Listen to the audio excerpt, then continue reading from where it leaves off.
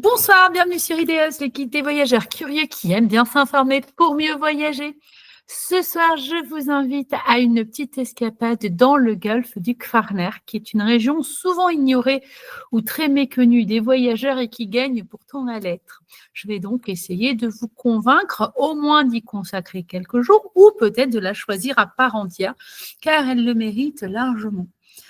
La région du Kvarner correspond à un golfe qui s'étire entre l'Istrie et la Dalmatie.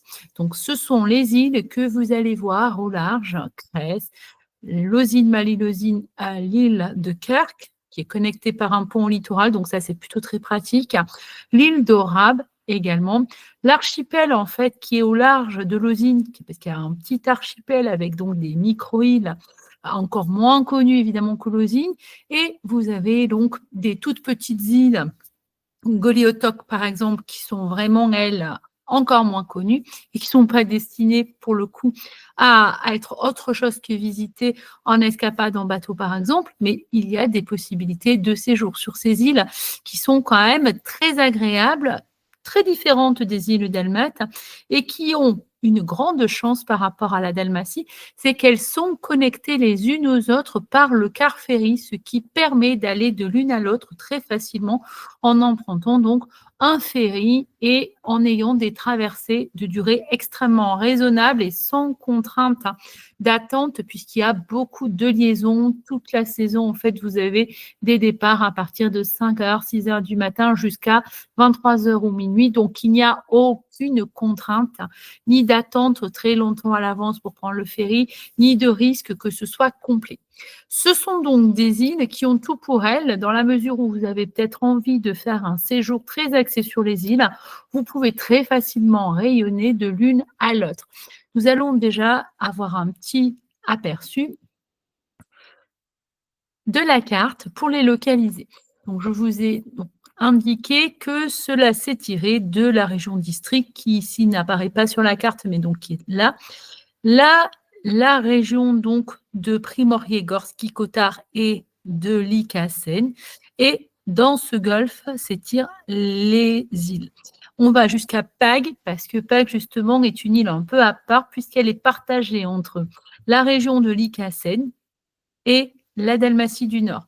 Donc là, on est à la frontière entre les régions. Ce sont des îles qui sont vraiment très intéressantes parce que, comme je vous l'ai dit, elles ont chacune une identité forte. Elles proposent à la fois un patrimoine culturel et historique, surtout l'île de Kerk, qui est assez riche en la matière. Et pour ceux qui aiment la nature, on peut retrouver vraiment une ambiance extrêmement sauvage et très peu touristique dans des îles comme Cres ou Losine et tout l'environnement autour de cet archipel. Donc, l'intérêt aussi de Cres et de Losine, c'est que les deux sont connectés l'une à l'autre, comme vous pouvez le voir. Il y a un pont. Donc, quand vous êtes sur l'île de Cres, si vous avez envie d'aller faire une découverte de l'île de Losine, sans problème, vous pourrez le faire. Et quand on est à Losine, donc, l'intérêt aussi, c'est de pouvoir aller vers ces toutes petites îles qui sont au large et qui constituent donc l'archipel de Losine. Vous comprenez qu'en l'état, l'intérêt aussi, c'est peut-être de réfléchir à un séjour qui vous permet soit d'en choisir une en fonction de ce que vous préférez voir et faire. Et là, forcément, c'est le lieu de séjour pendant lequel vous allez peut-être rester quelques jours ou peut-être 1 ou 2 semaines. Et si vous avez envie d'optimiser et de découvrir donc les environs depuis un seul point de chute ou d'aller d'une île à l'autre, très facilement, vous pourrez le faire puisque on a la possibilité d'atteindre l'île de Kerk avec le pont. Donc là, il n'y a pas de souci de liaison. On rejoint l'île de Cres à la fois depuis la région d'Istrie, ici du côté de Brestova, et on va donc aller sur l'île de Cres à Porozina. C'est une durée de 20 minutes à peine en car ferry, avec un coût autour de 15 €, ce qui est quand même pas très important pour se permettre justement une escapade à la journée, même depuis l'Istrie ou depuis la Primorje-Gorski Kotar, c'est très très sympa. Donc là, on a l'île de Losine que vous pouvez rejoindre donc soit en prenant le car ferry en traversant Cres, soit donc en prenant un catamaran aussi c'est tout à fait possible, pour aller directement à Lozine. Donc c'est depuis Rijeka que la compagnie Jadrolinija va vous amener à Lozine.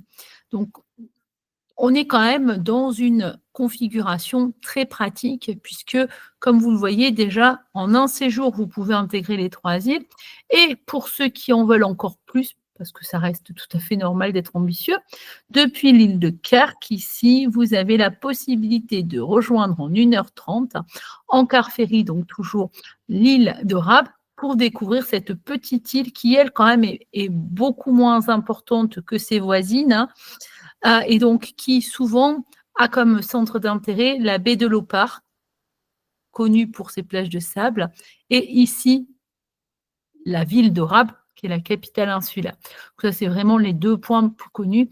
Et l'intérêt aussi, c'est que compte tenu de sa taille, on peut très bien imaginer qu'on a envie de quitter l'île de Kerk ici, qu'on ne va pas s'embêter à prendre la route qui est très, très longue par là en suivant le Vélébite et qu'on va au contraire mettre les pieds sur le bateau et se laisser porter, voguer pour rejoindre Rab en 1h30, traverser l'île très facilement. Donc vous arrivez à Lopar et vous allez la quitter pour rejoindre ici les environs de Jablanac.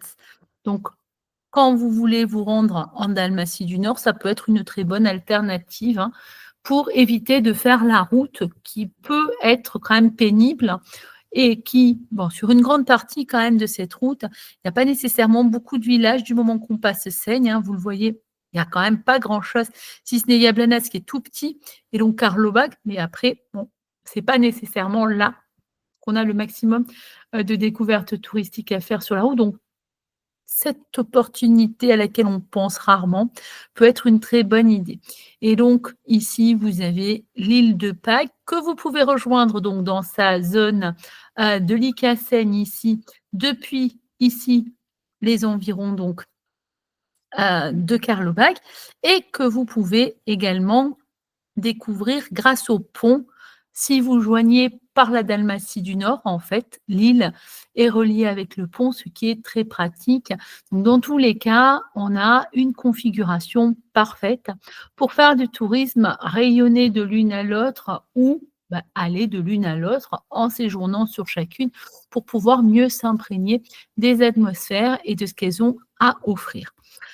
Alors, par rapport au profil de ces îles, on va faire le plus simple possible, parce que ce n'est jamais si évident de parler des îles et de montrer en quoi chacune est très différente. Pour beaucoup d'entre vous, en fait, les îles se ressemblent un peu toutes et dans le fond, il suffit d'en choisir une. On ne sait pas forcément laquelle, ni pourquoi, ni comment, mais quelque part, ça offre un peu la même expérience. Mais ce n'est pas le cas.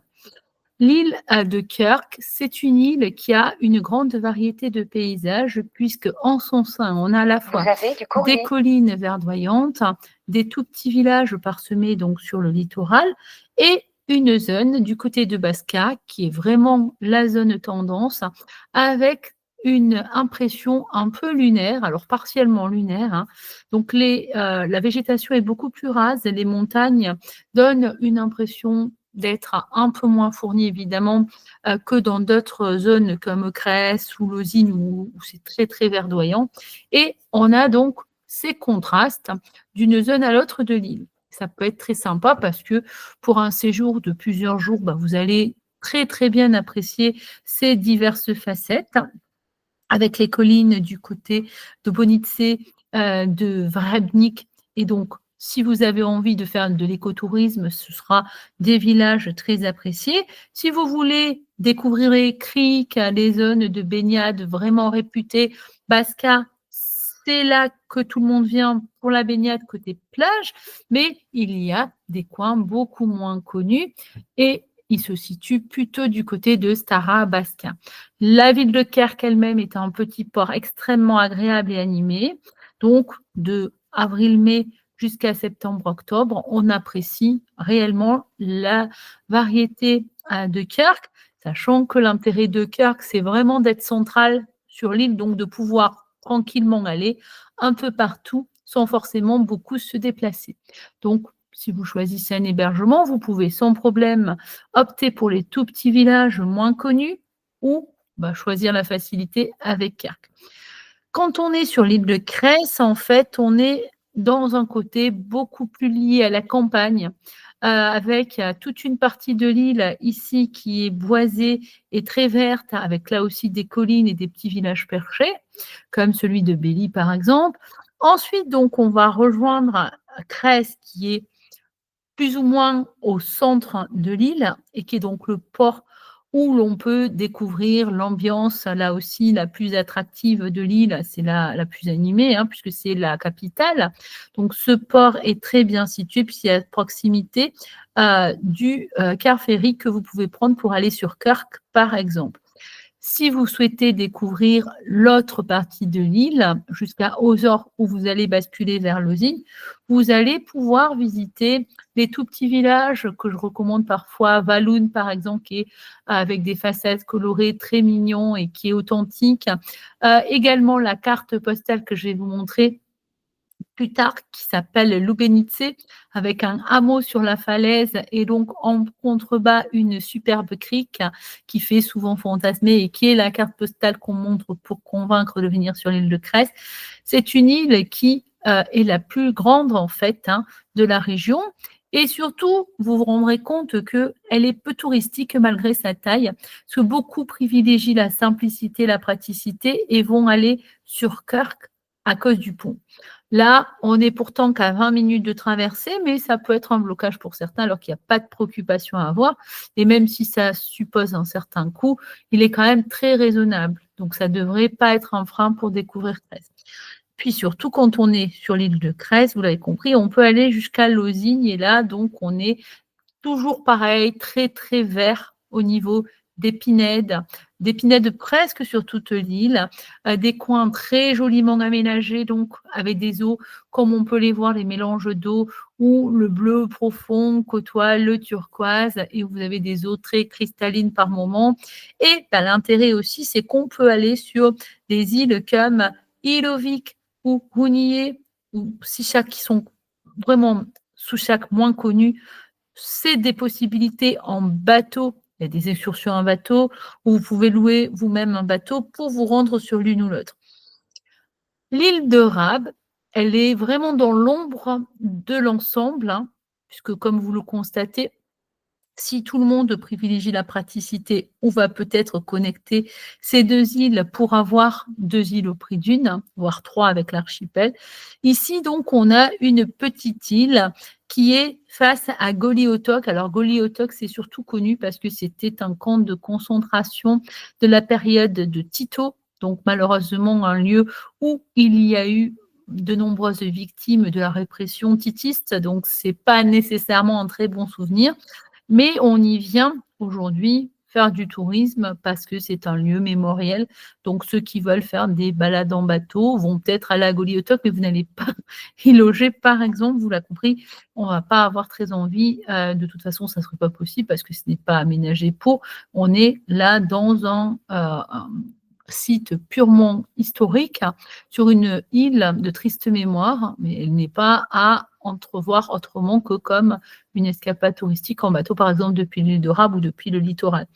Donc l'île de Rab, elle est assez, bon, assez, comment dire, homogène en termes de paysage. C'est-à-dire qu'on a parlé des contrastes du niveau de Kirk. Ici, on est avec une très belle baie du côté de l'Opar, c'est l'une des baies les plus amples de Croatie, qui en plus est en sable fin, ce qui est rare, comme vous le savez, le sable, c'est vraiment pas très évident d'en trouver, mais surtout dans la région, encore moins. Donc l'Opar fait office vraiment d'exception et attire grâce à ça. Et donc cette baie est bordée de pinèdes, comme souvent d'ailleurs en Dalmatie aussi. On va pouvoir apprécier à la fois le farniente, se dorer sur la plage et après peut-être aller se reposer en profitant de l'ombrage de la pinède. Et ensuite, donc, la ville de Rab est une ville très en longueur qui s'étire avec plein de clochers vénitiens qui vont se succéder, qui donnent des images assez sympas, mais ça reste une petite ville. Comme toutes les capitales insulaires, elles sont de petite taille. Ici, on a la dernière île de tout ce système, l'île de Pâques, qui, comme je vous l'ai dit, est partagée entre deux régions et elle est très caractéristique des paysages lunaires, puisque justement dans la région de Novalia, et donc dans cette pointe ici que vous allez pouvoir trouver et qui est rejointe par Karlobag, vous avez la possibilité de découvrir ces paysages typiques qui rappellent un peu la Lune. Donc c'est extrêmement aride. Et l'ensemble de l'île se caractérise un peu comme un côté assez désertique, avec donc la ville de Pâques qui est là aussi un peu au centre de l'île et qui permet la jonction et qui est à la frontière entre les deux régions.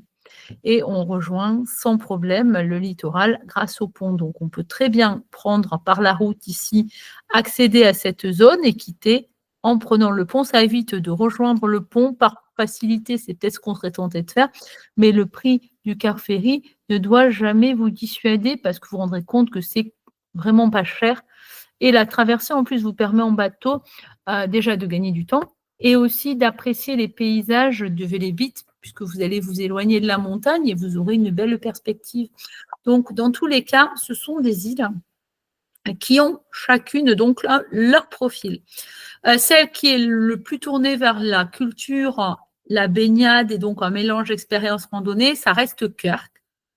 Ça n'empêche pas que sur les autres îles, vous trouviez des charmants villages qui seront historiquement intéressants, mais ils sont moins connus, on va dire, pour cet aspect-là.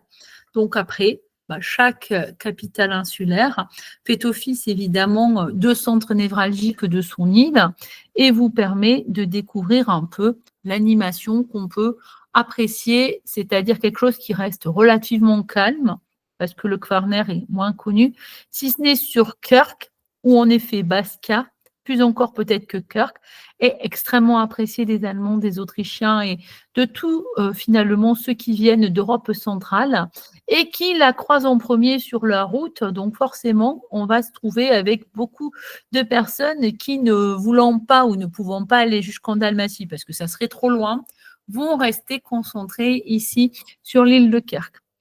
Donc, ouais, ça, c'est pour la présentation générale. Géographiquement parlant, je pense que vous y voyez un peu plus clair. Maintenant, nous allons passer à tout ce qui est lié au descriptif des îles. Donc là, on va faire un petit partage d'écran pour que vous ayez déjà un aperçu de ce que chacune peut vous proposer comme paysage.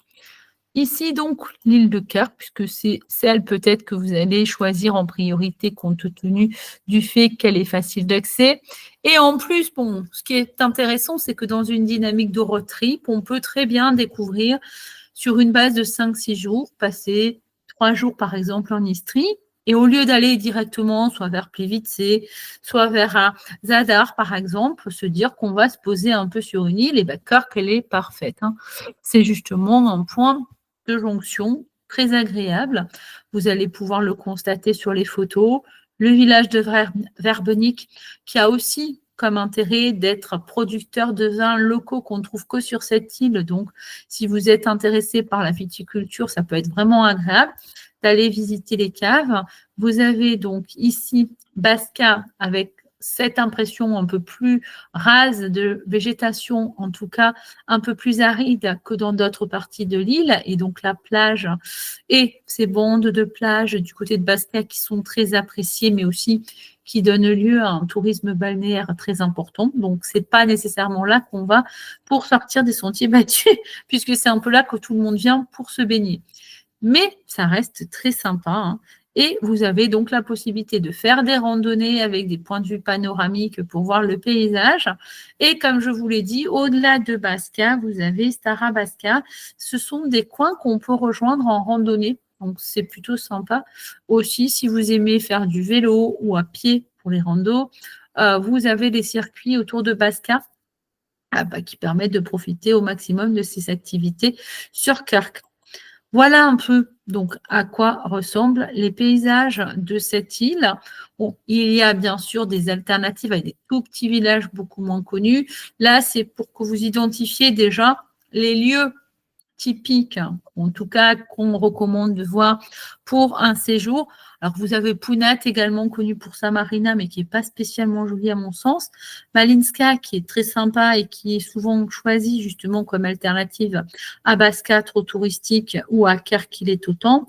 Et donc, il y a les petits villages que vous ne connaissez peut-être pas encore, mais que vous allez trouver lors de vos recherches d'hébergement et qui vous permettront, pour le coup, de vous isoler un peu des zones trop fréquentées. Si vous craignez le surtourisme, c'est vrai que juillet-août, il y a quand même une très forte fréquentation sur cette île.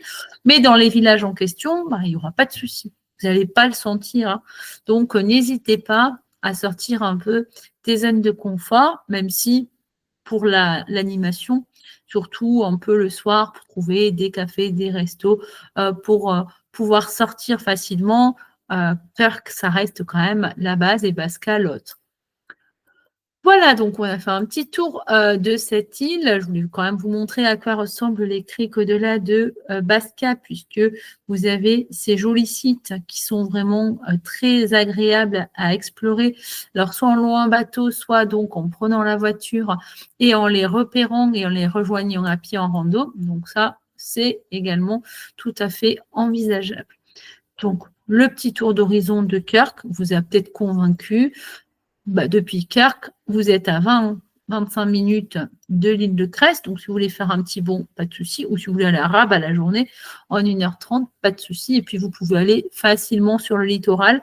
C'est aussi ça l'intérêt du côté de Crikvenica, de Opatia ou de Rijeka, et même dans le Gurski Kotar, dans l'arrière-pays de Rijeka, pour vous mettre au vert, parce que grâce au pont, tout est possible. On peut même aller jusqu'en Istrie, même si, on ne va pas non plus s'éloigner trop parce qu'à un moment, trop s'éloigner, ça devient plus trop pertinent et c'est plus vraiment des vacances. Donc, nous avons fait un petit tour de l'île de Kerk. On va aller sur celle de Cress. Et là aussi, vous allez voir que le côté très sauvage de l'île et très vert va normalement vous sauter aux yeux, hein. Alors, c'est une île qui peut très bien se prêter au camping parce qu'il y a plusieurs campings très sympas. En tout cas, que je recommande parce qu'ils ont une ambiance familiale, ils permettent vraiment de renouer avec la nature, avec la simplicité de l'île. Et aussi, on est soit dans des emplacements nus, soit donc dans des aménagements type mobil-home. Et dans tous les cas, on reste dans un environnement très vert. Donc, on a les plages très faciles d'accès et ce sont des coins vraiment très agréable dans tous les cas, de toute façon, que vous y alliez pour un séjour en camping ou donc pour séjourner dans un appartement. C'est une île qui se caractérise par tout ce qui est très verdoyant sur la zone nord de l'île. En tout cas, vous avez des criques très cachées qu'il faut découvrir donc en bateau. Vous pouvez louer des petits bateaux, notamment à Porozina, par exemple, et partir à la recherche de ces fameuses zones peu connues et qu'on essaie de ne pas trop partager aussi parce que l'objectif, ce n'est pas qu'elles soient trop connues. Et donc, après, vous avez bien sûr Lubenice qui, elle, est beaucoup plus connue, enfin le hameau de Lubenice, et donc Etis Fetivan qui est la plage qui est donc en contrebas et qu'on rejoint avec une petite randonnée pédestre ou qu'on peut dominer depuis les hauteurs de ce hameau. Donc, dans tous les cas, les paysages sont magnifiques. C'est complètement nature. Cela allie à la fois le plaisir en fait de l'authenticité, puisque même si c'est la carte postale, c'est pas nécessairement ultra fréquenté par les touristes. Et puis, vous avez donc la possibilité de faire une super baignade du côté de Svetivan. Donc, dans tous les cas, c'est un bon choix. Quand on va donc aller un peu plus en détail, vous allez pouvoir aller du côté de Crest, qui est la capitale, donc un petit port. Donc là, je vais passer, parce que justement, c'est ce que je cherchais, vous montrer Crest avant de vous montrer Lozine, que vous venez de voir très rapidement. Voilà, le petit tour par la capitale insulaire. L'intérêt, c'est que vous êtes un peu à la frontière entre l'Istrie, qui avait ses facettes colorées, et le Kvarner et la Primorje-Gorski Kotar, qui est beaucoup plus gris. Donc là, on est à la jonction et ça explique pourquoi il y a une partie grise, une partie facette colorée. Donc ça, c'est plutôt chatoyant. Et ça sera encore plus vrai du côté de Lozine, comme vous allez le voir dans quelques instants. Les petits villages comme Belly, côté nord, en fait, sont très agréables aussi. Si vous avez envie un peu de mélanger à la fois l'approche écotourisme, baignade du côté de Lubenice, ou de Walloon et donc un petit passage par Crest, cela reste tout à fait envisageable en escapade à la journée. Donc ça, c'est en fonction, bien sûr, de la façon dont vous allez vous organiser. Soit vous décidez de découvrir une île comme Crest depuis Listri ou depuis Kirk, ou si vous avez choisi Lozine, évidemment, vous remontez vers Crest parce que nécessairement vous avez envie de la visiter. Soit vous la choisissez pour rayonner parce qu'elle est très pratique, hein. On va à la fois vers Kirk, vers Listri et vers Lozine. Donc pourquoi pas également, hein. Et à partir de là, vous avez quand même une configuration de séjour qui commence à devenir de plus en plus sympa. En tout cas, vous ne vous tromperez pas avec une île comme Crest, parce que déjà le fait qu'elle soit moins connue, moins fréquentée, alors ça a un impact aussi parce qu'il y a moins de propositions au niveau des hébergements, hein, moins exploités. Ça signifie qu'on peut avoir moins d'hébergements et aussi assez onéreux. Mais dans tous les cas, vous allez normalement trouver, parce que dans l'absolu, c'est une île, qui, comme elle est assez calme, n'est jamais, en tout cas, envahie de manière à ce qu'à partir de février-mars, on dise qu'il y a 100 de taux d'occupation. C'est le cas pour d'autres îles, hein, parce qu'à Millette, ça arrive souvent qu'au mois de mars, tout soit déjà rempli. Mais ici, on est dans une île, quand même qui reste assez confidentielle. C'est d'ailleurs assez curieux parce que quand on y réfléchit, elle est grande, hein, donc elle s'impose sur la carte visuellement. Mais comme on n'en entend pas spécialement parler, que même Lubenice, ça a beau être très joli, c'est pas ce que vous avez peut-être à l'esprit quand vous pensez au Kfarner. Et puis surtout, je pense que beaucoup d'entre vous n'ont même pas conscience de cette région. Parce que quand je vous reçois sur les salons, vous avez tendance à aller en Istrie, c'est assez évident, vouloir vous rendre rapidement vers Plivicé comme s'il n'y avait que Plivicé dans la vie, hein, alors que non, il y a beaucoup d'autres choses à voir. C'est un peu dommage d'ailleurs de ne pas s'en rendre compte, même s'il faut faire les choix. On peut aussi, dans ces déplacements, découvrir d'autres jolies choses. Puis après, aller vers la Dalmatie du Nord, au moins voir la Dalmatie au complet. Or, vous avez complètement zappé cette région. Et c'est pourquoi j'ai eu envie de faire un salon pour vous convaincre aussi de changer un peu de point de vue et peut-être de réfléchir à ce qui serait souhaitable ou pas de faire. Pour l'île de Lozine, vous allez pouvoir apprécier le côté chatoyant et les petits villages. Donc, Mali-Lozine, Véli-Lozine, qui sont les principaux villages, ou îles, en l'occurrence, à l'échelle de l'île en tout cas. Vous avez la possibilité, donc, soit de choisir Lozine et de vous rendre facilement soit en escapade en bateau vers les îles de l'archipel, Ounié, Ilovik et Soucha par exemple, ou d'aller vers Crest, laquelle je vous ai dit, grâce au pont.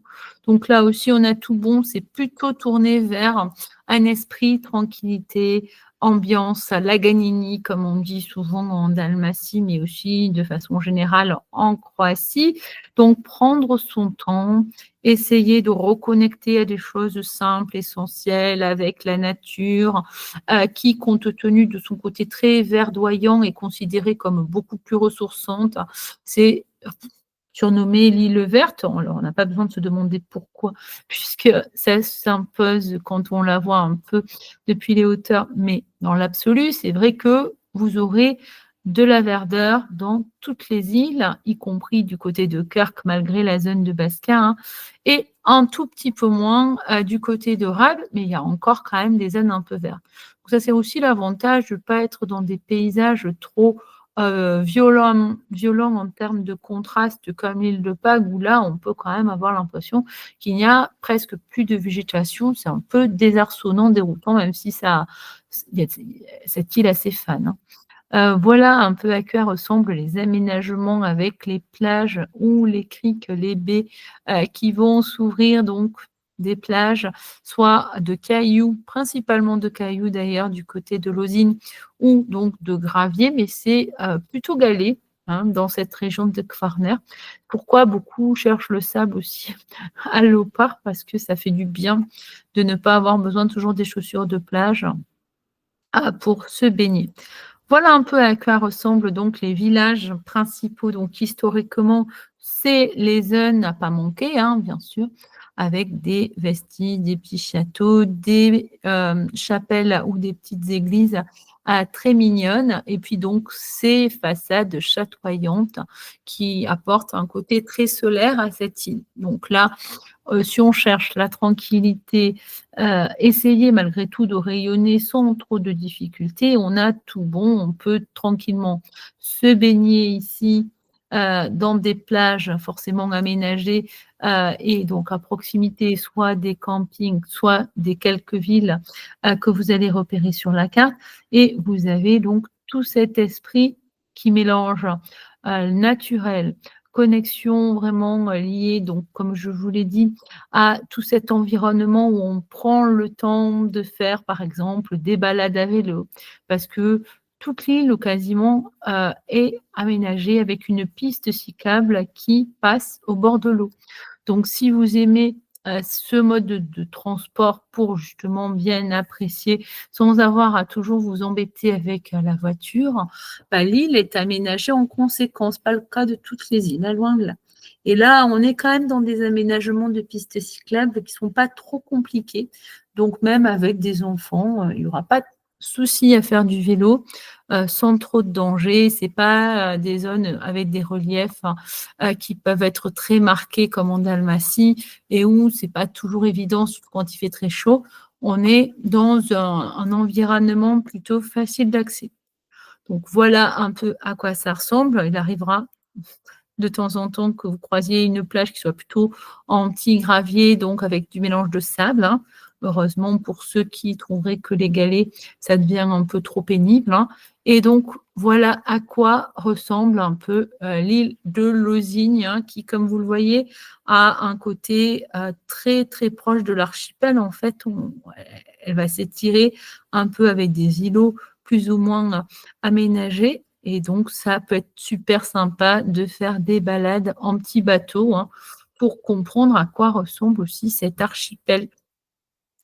Donc nous avons fait le tour des principales îles. On va aller donc vers l'île, de Rap et elle, en fait, Rap, elle a un intérêt, comme je vous ai dit, pour les personnes qui voudraient se retrouver dans des environnements un peu plus, à l'abri du tourisme «de masse» entre guillemets qu'il peut y avoir à Carque, qui veulent aussi une île très petite en taille pour pas avoir à beaucoup s'embêter dans des déplacements parce que ça peut aussi être une question. Vous voyez que, Cres s'étire beaucoup puis se prolonge par Lausanne.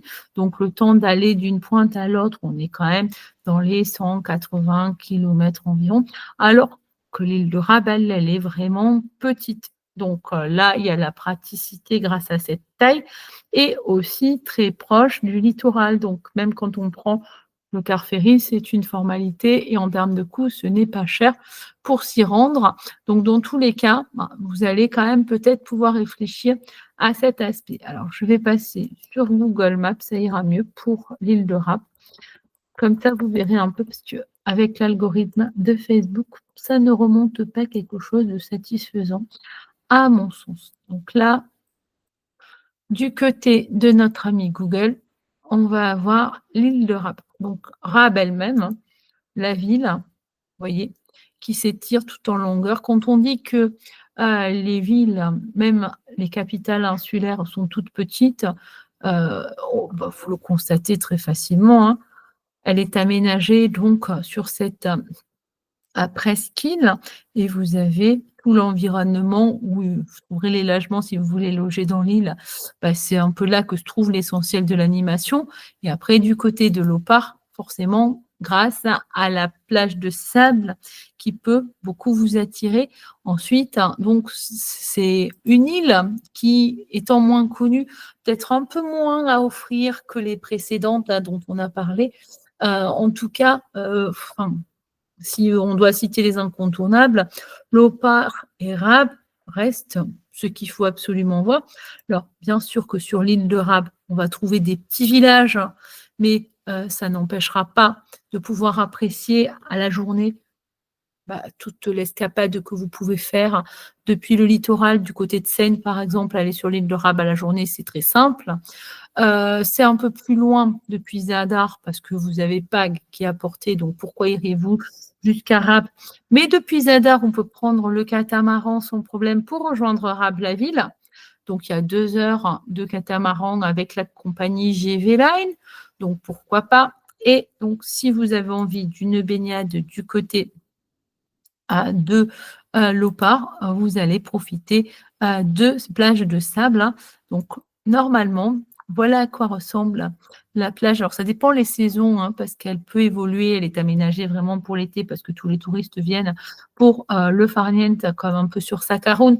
Sinon, le reste de la saison, elle est quand même beaucoup, beaucoup plus tranquille et pas nécessairement, en tout cas, le visuel ne rend pas un peu comme on peut les voir sur certaines photos et un côté plus sauvage, hein. Donc voilà un peu ce que vous pouvez découvrir du côté, de l'île de Rap. Ça reste un très bon choix parce que, vous l'avez compris, si vous voulez pas trop vous embêter, vous pouvez très bien quand même rejoindre le littoral en 15 minutes seulement.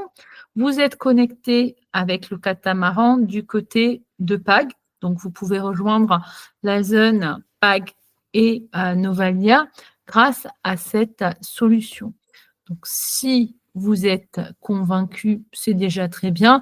Nous allons terminer par l'île de Pâques, puisque nous avons fait le petit tour de l'horizon des îles de Kfarner.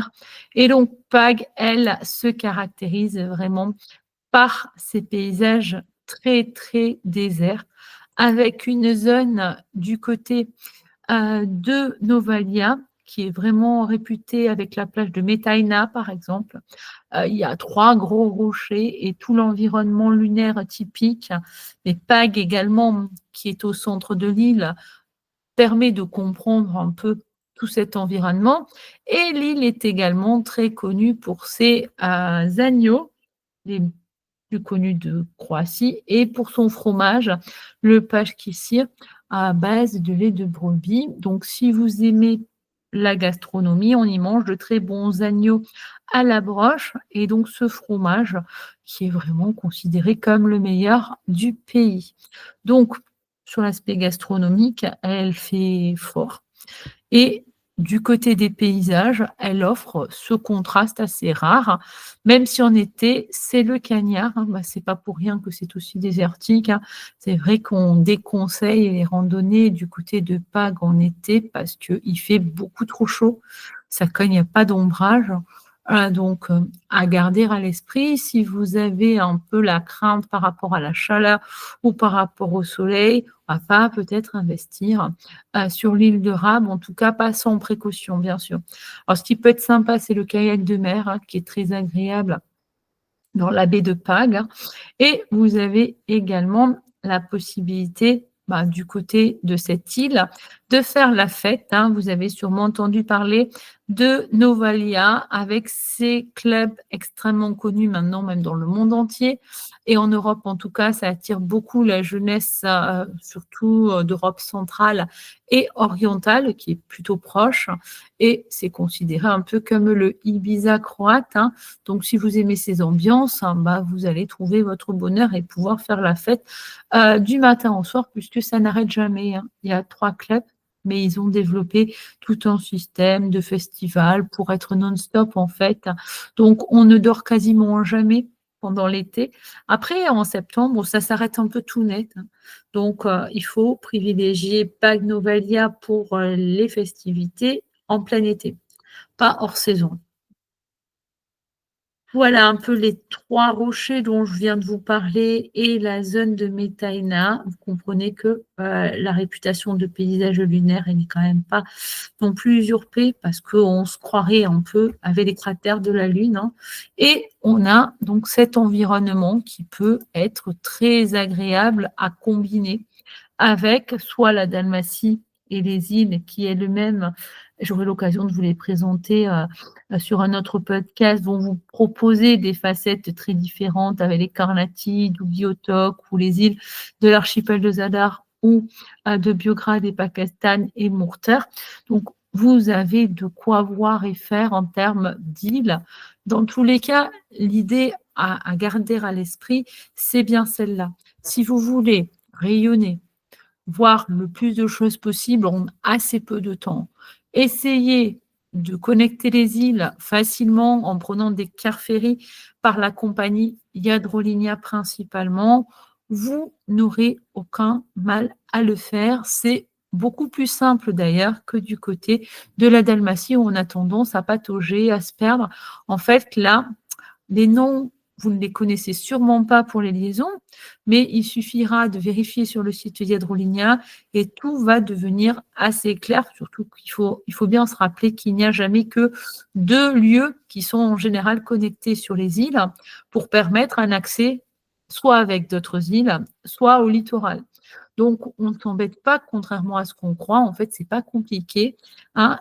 En général, ça suffit de savoir comment on vient sur l'île. Éventuellement, si on en repart par le même biais, bon, bah, tout est simple.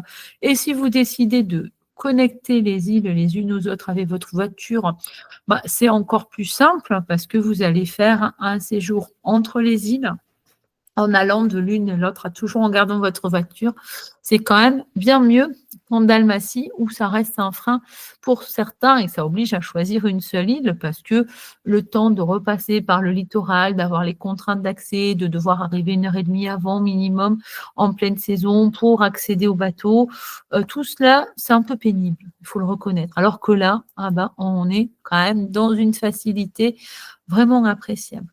Donc, j'espère que vous aurez apprécié ce petit tour d'horizon des îles de Kvarner. Surtout, n'hésitez pas, si vous avez envie d'envisager ces destinations, bah, je vous donnerai quelques conseils pour voir comment vous pouvez agencer un peu votre projet et donc peut-être des bonnes adresses, hein, ça peut être sympa également. Vous pouvez me contacter en privé pour un échange sur Google Meet. On fera un rendez-vous donc privatisé et c'est gratuit. Donc, vous pouvez dès maintenant prendre soit contact par Messenger, soit sur le groupe quand je poste des annonces pour indiquer euh, les salons Google Meet et vous pouvez également les rejoindre quand ils sont accessibles au public du groupe. Donc, comme je vous l'ai dit, il n'y a pas de mauvais choix. Quelle que soit l'île que vous choisirez, vous allez sûrement être ravis. Vous l'apprécierez et vous pouvez y passer donc au pire une journée. C'est toujours mieux que de ne pas y être allé du tout. Mais si vous pouvez donc y consacrer 3 4 jours par île, ça pourrait être très sympa. Et si vous venez donc depuis le nord de la France ou la Belgique, enfin toutes les zones qui vous amènent en premier donc en Istrie ou dans le Kvarner, vous allez trouver ces îles en premier. Donc, il n'est pas toujours nécessaire d'aller en Dalmatie pour avoir des bonnes expériences insulaires. Ce n'est pas parce qu'elles sont moins connues que ces îles ne sont pas aussi sympas et aussi pertinentes pour vous. Donc, surtout, gardez bien cela à l'esprit. Je vous dis à très bientôt. Merci encore pour votre confiance et comme vous le savez, surtout, restez curieux parce qu'on ne l'est jamais assez. Au revoir.